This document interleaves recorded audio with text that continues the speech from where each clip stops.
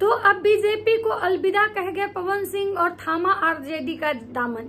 क्या कुछ बोले पवन सिंह टीवी 9 बिहार झारखंड के इंटरव्यू में। पवन सिंह का कहना है कि देश चलाने के लिए पढ़ा लिखा होना जरूरी नहीं है, क्योंकि हम भले ही पढ़े लिखे नहीं होते हैं, लेकिन जो हमारे अंदर में होते हैं, जो हमारे नीचे काम करते हैं, वो पढ़े लिखे लोग होते हैं। और वो लोग हमें बताते हैं कि देश चलाने के लिए, देश का विकास करने के लिए, देश में मतलब विकास की पदोन्नति के लिए क्या क्या करना चाहिए, कैसे करना चाहिए, कैसे हमें मतलब आगे मतलब काम करना है, ये सारी चीजें हमारे नीचे जो है वो हमें बताते हैं।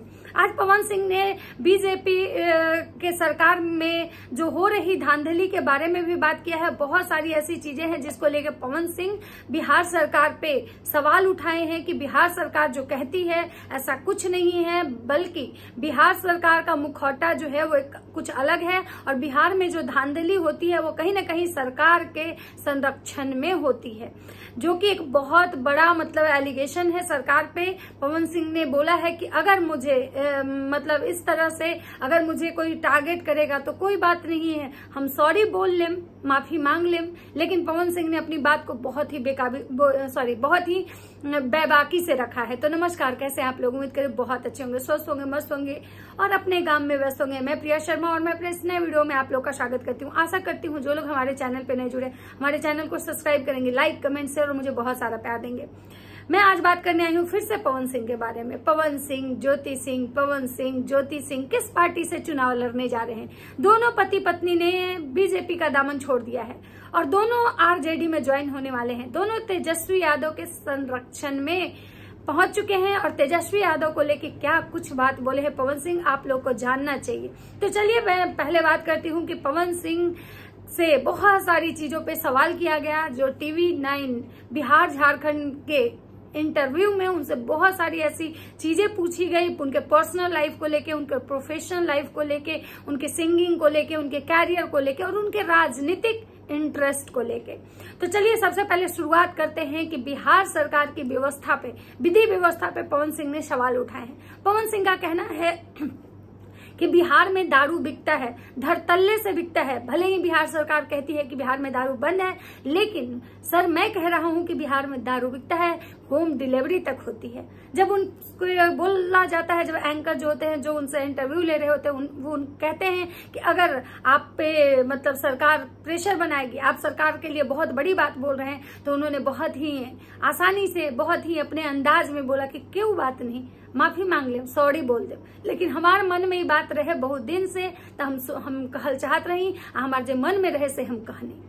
अब बात करते हैं कि तेजस्वी यादव को एक इंटरव्यू में प्रशांत किशोर जी बोले कि तेजस्वी यादव जो है ना वो क्या सरकार चलाएंगे। तेजस्वी यादव तो नौवीं फेल है, और नौवीं फेल लोगों के हाथ में जब सरकार मतलब देश रहेगा, जब मतलब राज्य ये रहेगा, तो सरकार जब नौवीं फेल आदमी के हाथ में जाएगी तो सरकार की तो स्थिति खराब होगी ना। उस पे पवन सिंह जो है वो तेजस्वी यादव के सपोर्ट में ये कहते हुए नजर आए हैं कि तेजस्वी यादव भले ही नौवीं फेल है, लेकिन मुझे लगता है कि तेजस्वी यादव जो है ना वो बहुत ही मतलब डाउन टू अर्थ है।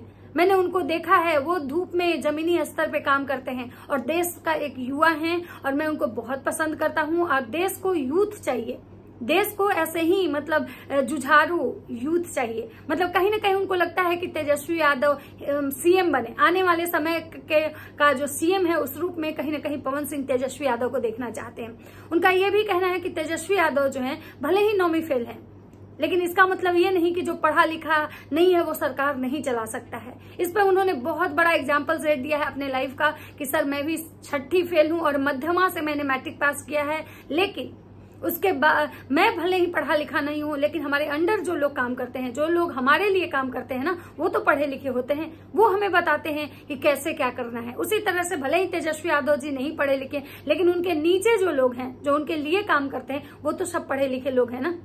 तो देश तो उनके हाथ में होता है, वो बताते हैं मतलब कि नेता को, वो बताते हैं मंत्री को कि भाई कैसे क्या करना है, कैसे देश की उन्नति करनी है, कैसे देश को आगे मतलब ये करना है। तो पवन सिंह जी ने यहाँ पे तेजस्वी यादव का मतलब पूरा भरपूर सपोर्ट किया है। इससे ये साफ जाहिर होता है कि पवन सिंह जी आने वाले समय में आरजेडी का हाथ थामेंगे। अब बात करते हैं कि पवन सिंह प्रशांत किशोर जी को लेके जब उनसे पूछा गया कि आप क्या प्रशांत किशोर जी को लेके आप क्या सोचते हैं, क्योंकि प्रशांत किशोर जी की जो पार्टी है जन सुराज अभी अभी मतलब मार्केट में मतलब एक नई पार्टी के रूप में उभर रही है, तो पवन सिंह का कहना है कि हम प्रशांत किशोर के बारे में ज्यादा नहीं जानते हैं क्योंकि हम उनसे कभी मिले ही नहीं। जैसा कि एक बीच में आ रहा था, एक र्यूमर था कि प्रशांत किशोर के साथ जन सुराज ज्वाइन करेंगे पवन सिंह, मनीष कश्यप के साथ जाएंगे पवन सिंह, जन सुराज ज्वाइन करेंगे पवन सिंह। लेकिन पवन सिंह ने इन सारे मतलब रहस्य से पर्दा हटाया है कि उनका कहना है कि हम तो प्रशांत किशोर को जानते ही नहीं, हम नहीं जानते उनके बारे में ज्यादा। उस पे पवन सिंह ये भी बोलते हुए नजर आए हैं कि हमें प्रशांत किशोर जब हमारे क्षेत्र में गए हुए थे और वहां पे सरैया में जब वो गए और वहां पे जब लोगों ने उनको ये कहा कि आप पावर स्टार के क्षेत्र में आए हैं, आपको कैसा लग रहा है, तो उस पे प्रशांत किशोर जी ने जो जवाब दिया वो मुझे कतई अच्छा नहीं लगा। मुझे इस बात का बहुत मतलब ज्यादा बुरा लगा है। मैं अभी कुछ नहीं बोलूंगा, लेकिन जो उन्होंने जो ये बोला कि राजनीति किसी की बपौती नहीं होती है, ये चीज मुझे बहुत ही ज्यादा बुरी लगी। इसका मतलब ये तो साफ जाहिर होता है कि ये पवन सिंह जो है वो जन सुराज ज्वाइन नहीं करेंगे। भले ही जैसे बीच में र्यूमर था कि भाई नहीं मनीष कश्यप के साथ पवन सिंह भी जन सुराज में जाएंगे, लेकिन ये क्लियर हो चुका है, ये साफ हो चुका है कि पवन सिंह जन सुराज ज्वाइन नहीं करेंगे। हाँ, पवन सिंह से फिर जब उनके लाइफ के बारे में जब कुछ सवाल किया गया कि भाई आपका जो मतलब है हमेशा किसी न किसी के साथ आपका नाम जोड़ा जाता है, आप ऐसा करते हैं सेट पे कि जो लोग मतलब आता है उसके साथ आपका नाम जोड़ दिया जाता है। तो उनका कहना था कि भाई हमारा जो दामन है ना वो दागदार है। मैं जब भी सेट पर जाता हूँ वहां पे अगर किसी लड़की को अगर या किसी को भी मैं देख लेता हूँ, अगर कुछ बोल देता हूँ तो लोग हमारा नाम मतलब उनके साथ जोड़ देते हैं। एक यहाँ तक कि मेरा जन्मदिन था या मैं कुछ गाने शूट किया था, गाने का मेरा मतलब ये था, तो उसमें जब मेरी एक लड़की मेरी अम्मा के साथ गाड़ी से उतर के पैदल कुछ दूर तक चली तो सारे लोग कयास लगा लिए कि भाई पवन सिंह की इससे शादी होगी, और बहुत लोगों ने तो हमारी शादी का डेट तक फाइनल कर दिया। तो हमारा ऐसा है, हमारा यही चलता है। अब आप ही बताइए, अगर हम जिसके साथ काम कर रहे हो, चाहे लड़का हो या लड़की, अगर हम उसके साथ मतलब फ्रेंडली नहीं रहेंगे, उसके साथ थोड़ा हंसेंगे नहीं, मजाक नहीं करेंगे, तो हम कैसे काम करेंगे। उसके बाद पवन सिंह से ये पूछा जाता है कि अच्छा एक बात बताइए, आप जो ऐसे बोलते हैं, जो आपका ये टोन है बोलने का, बहुत लोग कहता है कि पवन सिंह में बहुत ज्यादा घमंड है, तो क्या ये आपका टोन है या आपका अंदाज है या सच में आपके अंदर घमंड है। तो पवन सिंह कहते हैं कि देखिए मेरे अंदर कोई घमंड नहीं है, लेकिन हाँ एक ऑरा होता है लोगों का। जब मैं स्टेज पे जाता हूँ या जहां मैं सेट पे रहता हूँ ना, तो वहां एक मेरा ऑरा होता है। उस ऑरा को ना बहुत लोग जो होते हैं ना वो बर्दाश्त नहीं कर पाते हैं, उनको लगता है कि मेरे में बहुत एरोगेंस और घमंड है। लेकिन जब वो आते हैं मेरे पास, मैं उनसे अच्छे से जब बात करता हूँ तो ये सारे लोग यही कहते हैं कि सर मुझे तो लग रहा था कि आप में बहुत घमंड है, मुझे आपसे बहुत डर लग रहा था।